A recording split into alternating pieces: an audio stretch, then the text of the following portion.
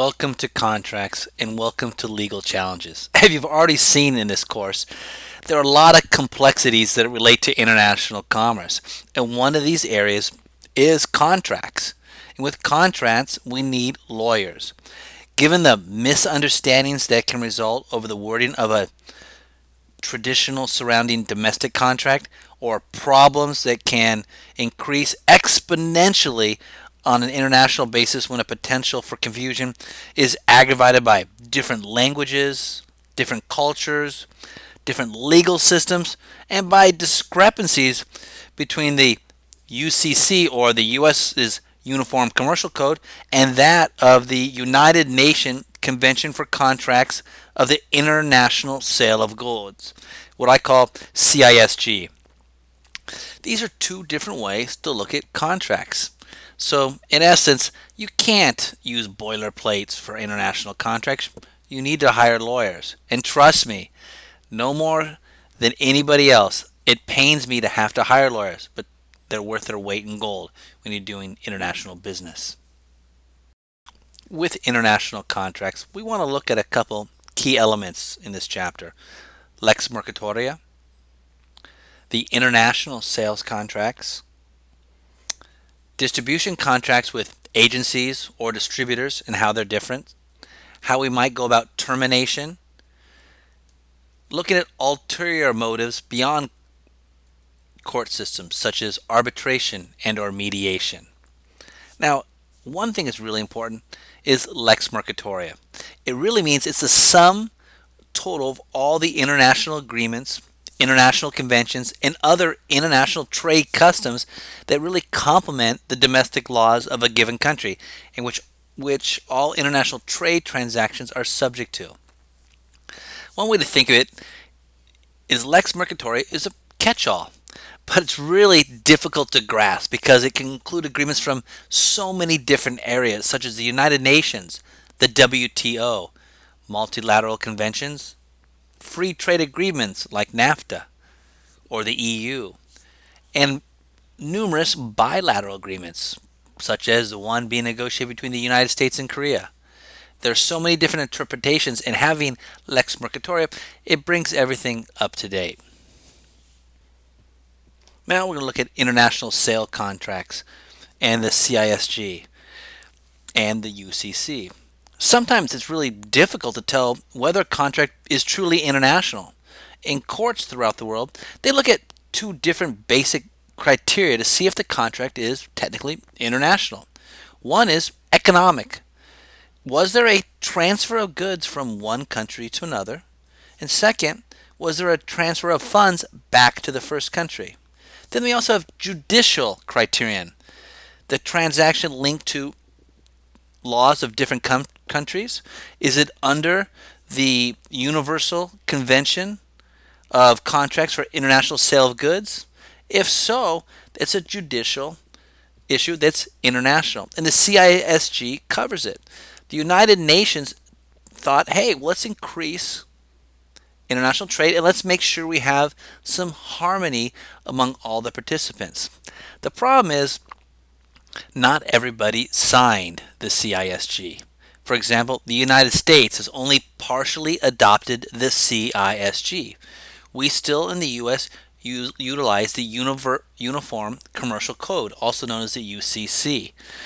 However, 80% of the world today uses the CISG as their law for international transactions. Now, if that's the case, when we're doing business, what we want to determine is not that is the CISG better than the UCC?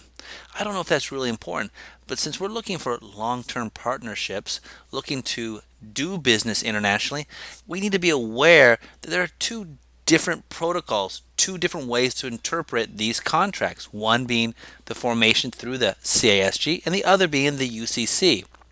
The United States hasn't ratified all of it, and we're a major player as an exporter and an importer in the world. So we want to make sure both parties have an understanding. In this class, what we'll do is kind of focus on the creation of a contract and also the elements that are different between the two, so there's no miscommunication.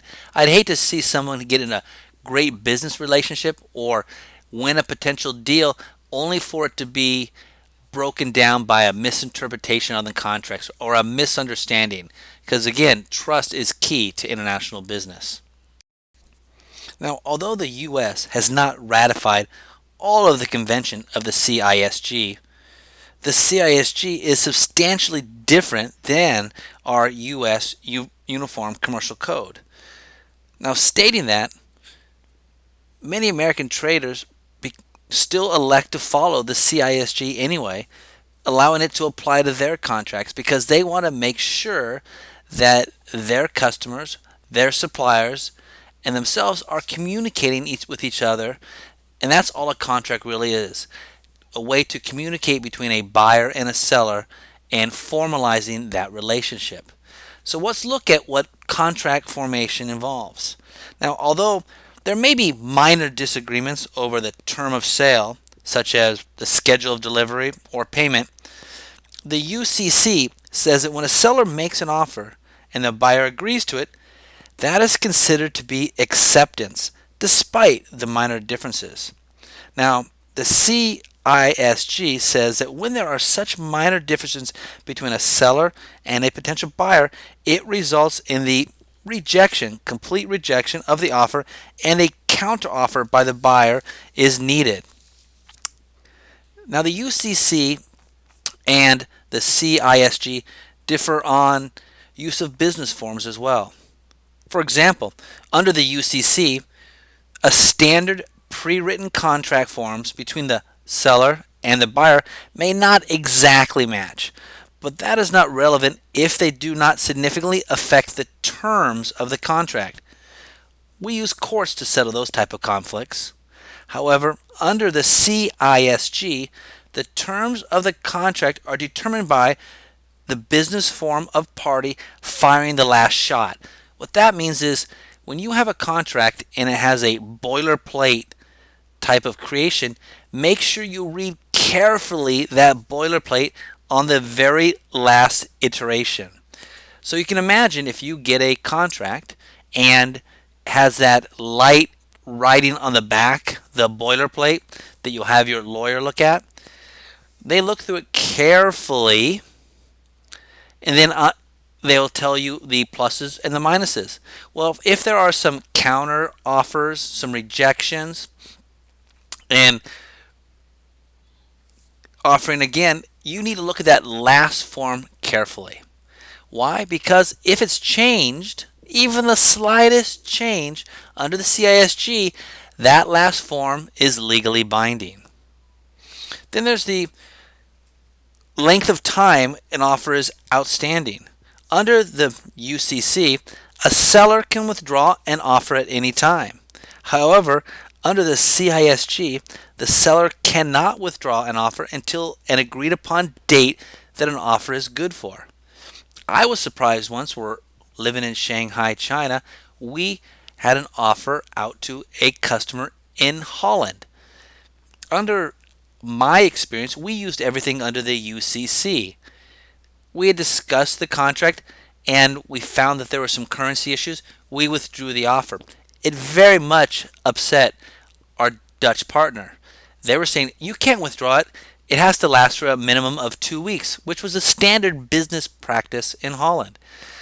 Once we got over this little miscommunication, we were able to basically formalize a relationship and quote unquote do some business. That's what this is all about. However, we almost had a miscommunication where both of us thought the other person was cheating them. Now, no one likes to feel cheated. No one likes to feel they were treated unfairly. We all want a good opportunity to do business. And with international business, it's unfortunately a nature of the beast, given the time differences, the physical differences, the cultural differences, language differences, even just the simple business practices. When we deal in a contract in international business, we want to be speaking quote unquote the same language, and also be aware of using the contract to communicate, and there may be two interpretations of the same thing. Here's kind of a quick little summary of some of the points we've been talking about that are different between the CISG and the UCC. The last point that I want to really point out is that unfortunately sometimes people break contracts or breach of contract. And under the UCC and the CISG, they're treated differently.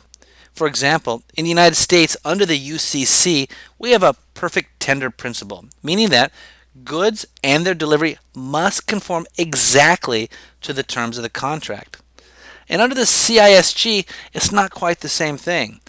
The buyer is allowed to unilaterally apply a price reduction that is agreed upon at a previous time inside the contract for things that are non-conforming or damaged goods.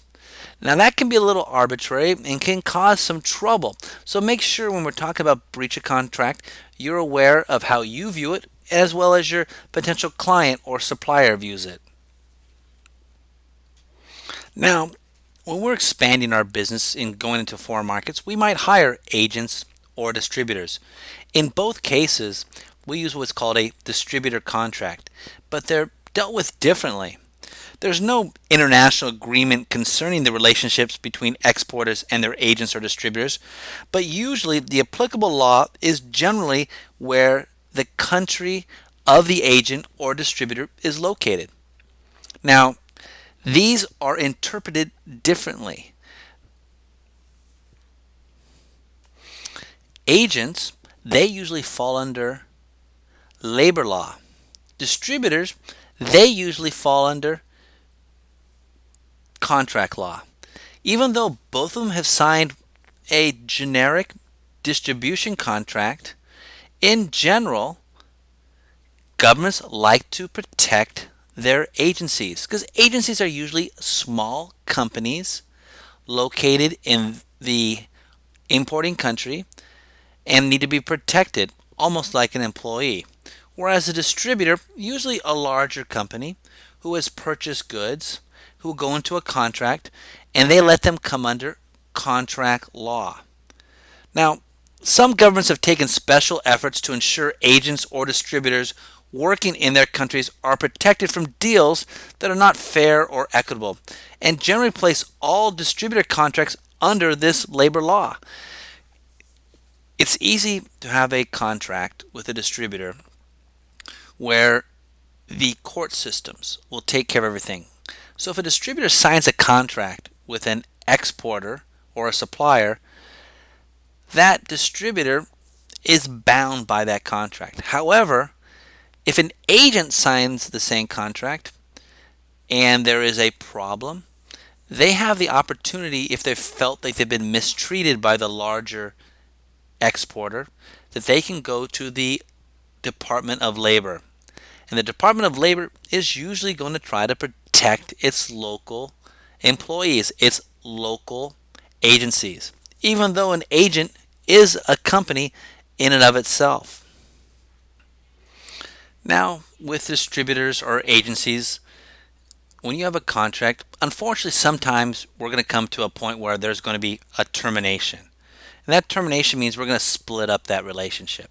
Now, there's two major reasons we have labor law and contract law involved.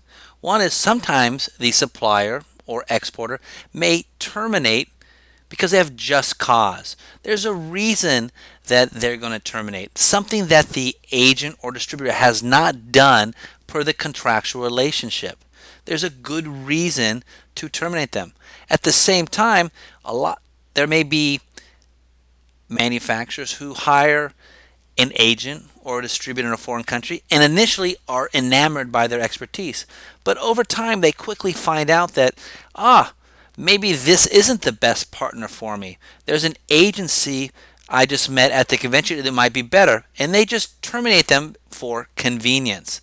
Now, you may have a 3-year contract with that agent, and they've been investing in the business. They've been doing everything that has been asked from the supplier or the exporter. However, because they have found someone maybe better, they just terminate it because it's more convenient. Now, this is going to cause a lot of problems. And this is why a lot of countries allow agencies to fall under labor law. Now, from a practical perspective, you can always fire agencies, and it should be in your contract. And there could be good reasons for it, but you should always do it for just cause. But if you do ever have to get rid of an agency, make sure you take care of them. You want to be in this business for the long term. If you want to get rid of an agency because you know what? I found someone better, someone who can help me meet our goals, help us improve our bottom line. You might want to give a financial incentive to your old partner to make it worthwhile. For example, maybe in the contract it states, I will give you 3 months of commissions if we terminate. Well, if you found a better distributor, you may want to give them 6 months of commissions to make sure they leave the relationship happy. Because if you're going to start a new agency in that country, you don't want to have the old agent being a poison pill, telling customers, telling other agents about this bad relationship, telling all your trade secrets. So you want to treat them well and leave on a positive note. You should always think of distributors and or agents as long-term partners. So to keep yourself from getting into a termination for convenience, just take the extra time to find the right long-term partner. Now, understanding the elements of a contract can be difficult, can be boring. I've fallen asleep reading many a contract, but this is really where your lawyers pay for themselves. At the same time, this is where your book really pays dividends as well. In international business, I have to pay for insurance, and it kills me. I hate paying for insurance because it's a catastrophic event that might happen, but probably won't happen, that will affect my life, but I need to insure myself, protect myself. And lawyers, I need to pay someone to look over these legal issues. And these legal issues are vast, but getting a good lawyer to write you a customized contract on your needs is critical. It would be unacceptable to take things offline in today's world. Now, at the same time, both of these people, they work for you. They're serving you. And you need to understand the elements of a contract. In the textbook, it goes into a lot of detail. I'm going to go through these few key elements over the next few minutes to discuss what is needed and why, and try to bring some anecdotal evidence that kind of brings some of these elements to life. Now, one of the first things in a contract is its contract language. Now, can you imagine two countries, say the US and Japan, having two companies that are working together? Both of them are trying to create a long-term partnership. After months of negotiation, we agree that the contract should be held in the United States, and in the US it would be using the English language. However, at the last 11th hour, your Japanese partner said, excuse me, even though I speak English, my board of directors or my vice presidents, they don't. Can we make this also in Japanese? And the good American vice president says, yes, that makes total sense. I want both of us to have the long-term benefits of this contract to make this contract clear. And even if that vice president in the United States had the best intentions and truly wanted to honor that, when this problem goes to the U.S. court systems and is adjudicated, unfortunately, there's only one official language. The other language is a translation. And for those of you who speak multiple languages, understand that usually getting three people who speak the same language to translate the same words, you get minor differences. And that's where a lot of these contract breaches or contract problems happen. So there's only one contract language. Another key clause is good faith. Going into the contract with good faith, meaning you're trying to make sure that everything you've written in this contract you plan to uphold, try to execute.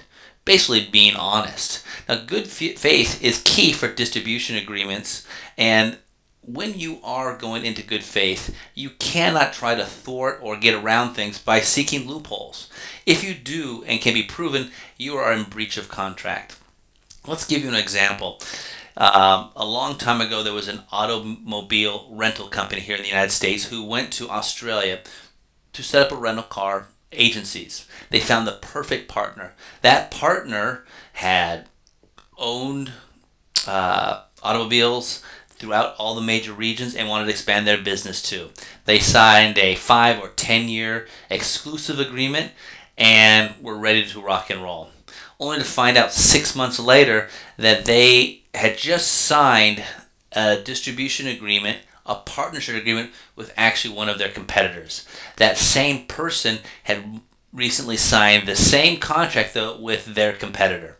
So they didn't go into that contract with good faith. They wanted to try to keep the competition out by having an exclusive agreement.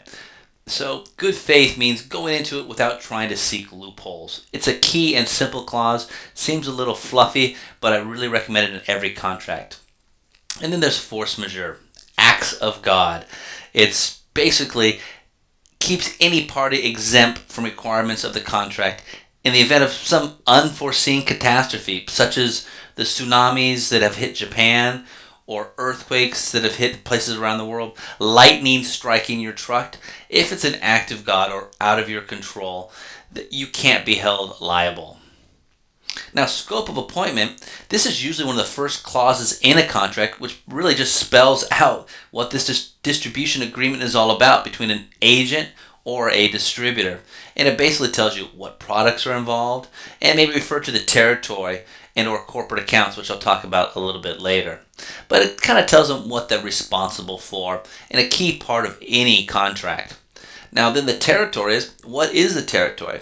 In certain countries like China, the United States, and Brazil, you may not want to have a distributor or agreement to have that entire territory because it's just too large. No one company can represent you in that larger country. However, maybe Taiwan, Hong Kong, Costa Rica, you may have an exclusive territory. It says who can sell into that territory and what they can sell.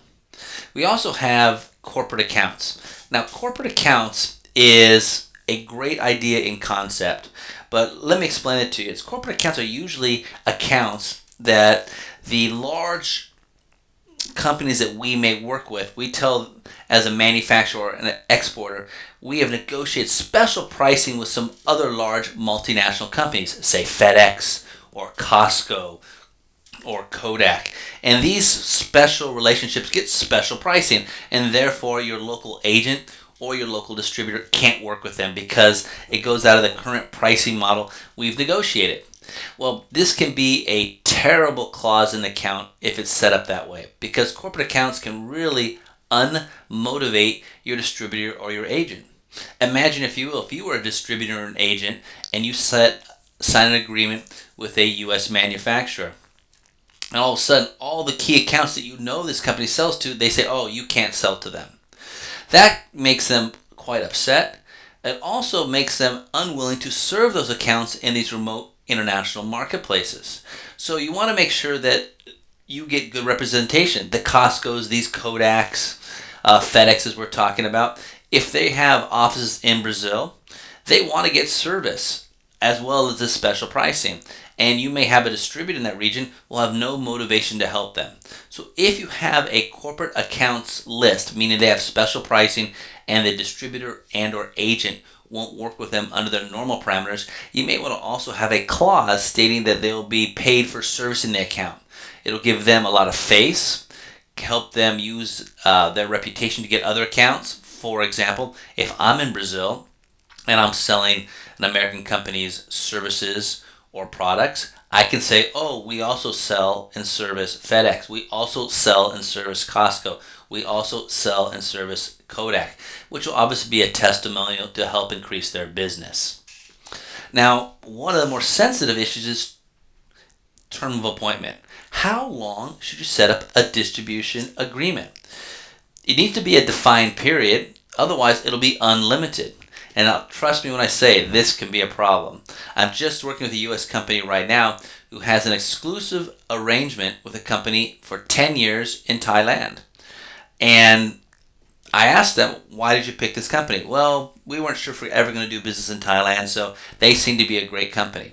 But one of the things there's exclusive, so no one else can sell into Thailand territory, and it's for a certain period of time, 10 years. But what is the manufacturer getting in return? There needs to be some kind of a performance clause that's tied to it. So you got to be careful just saying, I'll give you a long term of appointment for a certain period. Now, the time needs to be long enough for them to develop the market as well. So, you don't want to say 6 months or just a year, especially if you're trying to grow what we call pioneer sales of new products that are maybe new to a market. They're going to need more times. And certain markets are characterized by personal contacts and long term relationships, which take time to develop. Depends on your product or service. And as we know, trust is a big part of international business. But at the same time, it needs to be short enough so we can determine if they're effective performer or they're ineffective.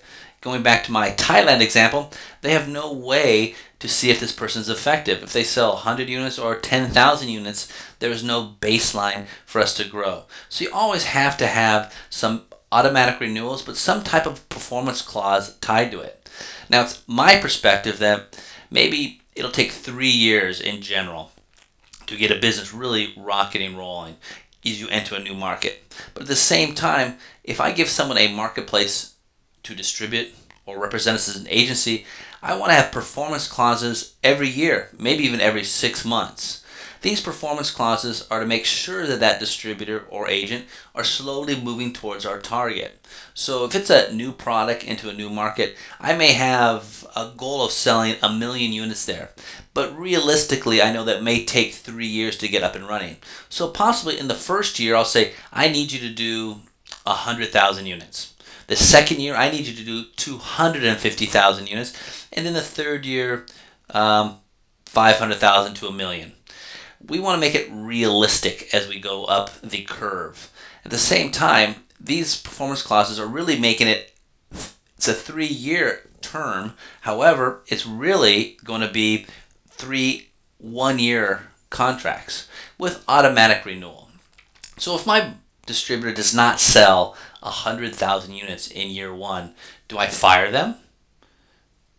Well, I think that depends on a couple things. One is if they are being belligerent, not representing my product correctly, not really a good partner, not communicating, and communication really is one of the keys to success in these relationships, then yeah, maybe I will. You didn't make your performance clause, I'm sorry, we're going to have to end this relationship.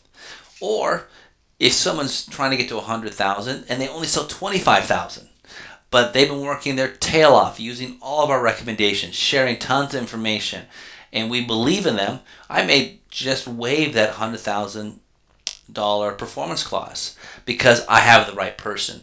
It's really trying to see if they're productive, to see if they're effective. It's when you determine a term of appointment. Now, a choice of law.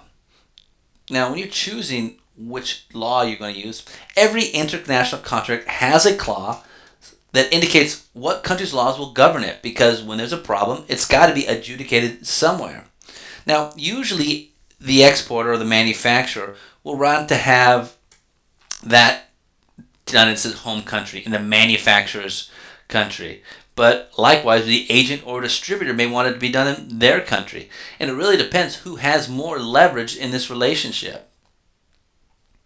Now, sometimes courts in the importing country may override this and subject the agreement to the laws of their country. But in generally, the exporting country gets the choice of law. But I've seen when you're entering a new market and you get the right partner and maybe a large distributor or a powerful agent, they do have influence in, you may want to think about putting that contract in their legal system. Now, that goes back to infrastructure. Do you trust their legal system?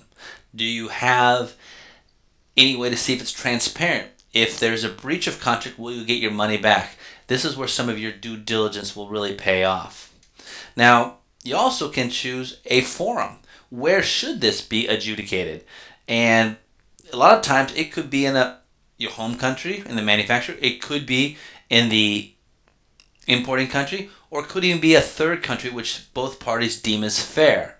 And this often happens with countries that might be at war with each other, politically or militarily, and maybe economically. They have some challenges. So a third country that is seen as fair by both parties is a way to solve this. I really bring this up because don't let two countries' political situation or economic situation deter you, if you have a third country that can adjudicate this that both parties feel comfortable with, then I'd really recommend doing so. For example, maybe there is some political strife between the U.S. and another country. Maybe they like to adjudicate this in a third country, such as Canada. And to them, they feel that's comfortable. And to be honest, for myself, I'd find that quite comfortable as well. So choice of form is another, I guess, arrow in your quiver when you have some tough negotiations. Now, the next two areas I really want to talk about are arbitration and mediation. These two clauses I'll talk a little bit more about, but in general, I would love to see every contract today have first a mediation clause and then an arbitration clause. A mediation clause, there's really a possibility of a mediator stepping in to solve this problem, but it's not binding. It's really like a counselor coming in to try to solve a relationship. So the contract states first seek mediation. Then it says if this is unresolvable, don't go to court. And there's an increasing number of contracts that call the use for an arbitration panel rather than court. The court systems are great. They're what we all grew up with and we know of, but an arbitration panel can settle this the same way. Decisions are binding, and the arbitration panel can be decided at the outset of the contract following the rules of conciliation and arbitration of the International Chamber of Commerce. It's a set group that manages all arbitration panels throughout the world. And it's a legally binding, cost-effective, fast way to settle situations, and it keeps things out of our court systems, which is never a good way, especially how public courts are. So I really recommend you looking at putting an arbitration and mediation clause. Now, saying that, it's really popular here in the United States and certain developed countries. It may not be as common in other countries, and as we go further in this chapter, I'll tell you how to convince people, both in your company and others, why arbitration clauses are important. And finally, to most distributors, let's look at profitability and commission. Where's the money? Or as they say, show me the money. Usually when I've had some small distributors or agents throughout the world, they'll look at the scope of appointment, then they'll immediately look at the profitability and commission page. How much are they going to make on this? It really just spells out the amount of commission the agent or distributor earns. And in an agent's case, that's usually going to be about 5%. Well, that really depends on the country or the industry standards. And agents usually get paid their commission when the buyer pays the exporter, meaning if the manufacturer hasn't been paid, the agent won't be paid, because the agent, as the representative, needs to be involved in the sales process, the sale, and in the collection. And then it spells out the price for which the distributor is expected to sell the product or the margin it is expected to add to its cost. So in the distributor, since they are buying the goods from you, so in one sense they're your customer, and at the same time they're representing you, you can try to control that profit margin that is acceptable to keep it universal throughout all international markets. Now, if a distributor can set its own prices, it may result in different prices in different countries, and this is going to cause gray markets, or what we call parallel imports. And those parallel imports that we talked in Chapter 4 can be a living nightmare. So you really want to define what pricing things can be sold at. Now, if an exporter attempts to control the distribution prices, it may be construed as price fixing. So be careful and understand the laws in the countries you're working with. But as a manufacturer, you want to set parameters in your scope of appointment. At the same time, you want your distributors to be profitable. You want your agents to make money, because the more money they make, the more they will fight for you in the battle. So make sure you be careful here.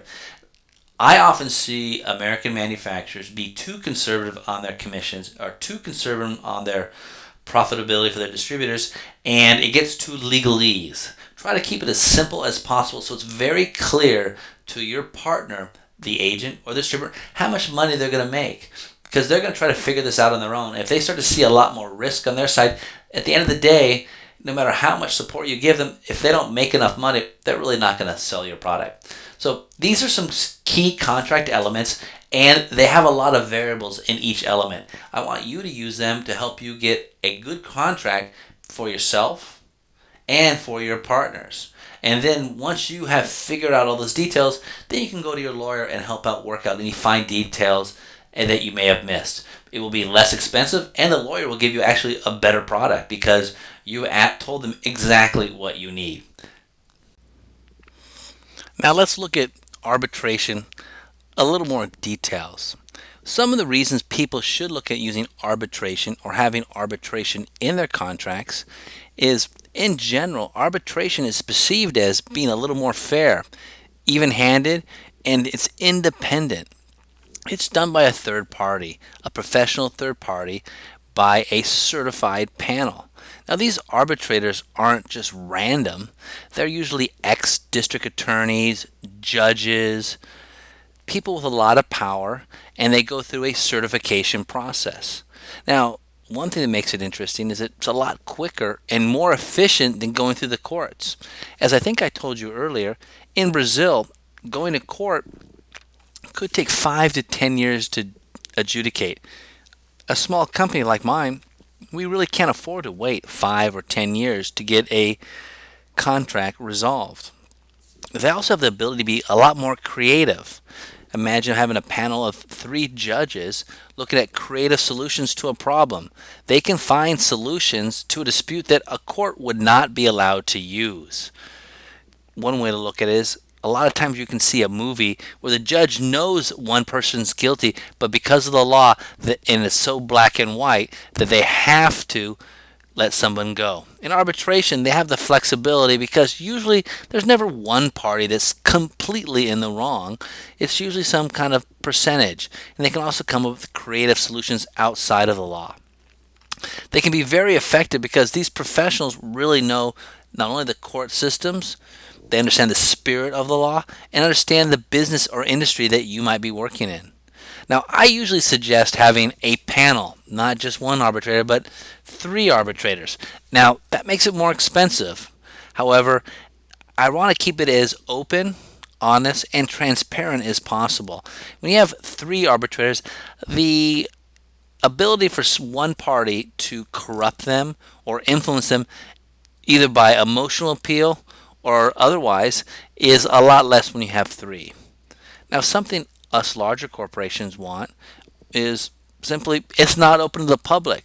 Like most court proceedings, these are public documents. Well, in arbitration, it's a private ruling. It's legally binding, and your dirty laundry are basically not aired. Do you really want your clients to know about the problems you're having with one of your partners internationally? Do you want to know your competitors to know what's going on? Do you want your suppliers to know? Do you want your employees to know? These are things you want to keep in the private, and so arbitration affords you that. And typically speaking, even with 3 arbiters, it's a lot cheaper than litigation. So it's faster, cheaper, secret, and has creative solutions. Arbitration is an important part of any international contract, and hopefully you'll consider them in future contracts you might sign. Now, arbitration is definitely becoming more popular, which is a good thing. It's a legal binding solution. But even before you get to arbitration, a strong thing to consider, and I believe should be in every contract, is trying first to solve things via mediation. It's a lot less formal than any kind of judicial court proceeding. It's also less formal than even arbitration. The problem is the outcomes really aren't binding, unlike court decisions or arbitration, but they could be more practical for smaller misunderstandings, disputes, or when both parties really want this relationship to come together. I think this is critical when you're looking at a joint venture or a partnership. You spend all this time to make this relationship work. Why not invest in ways to keep that relationship moving forward? It really works well for disputes that have arisen from just simple misunderstandings. And in international business, misunderstandings are really part of the game. So hopefully you guys will look at arbitration and mediation in all of your future contracts.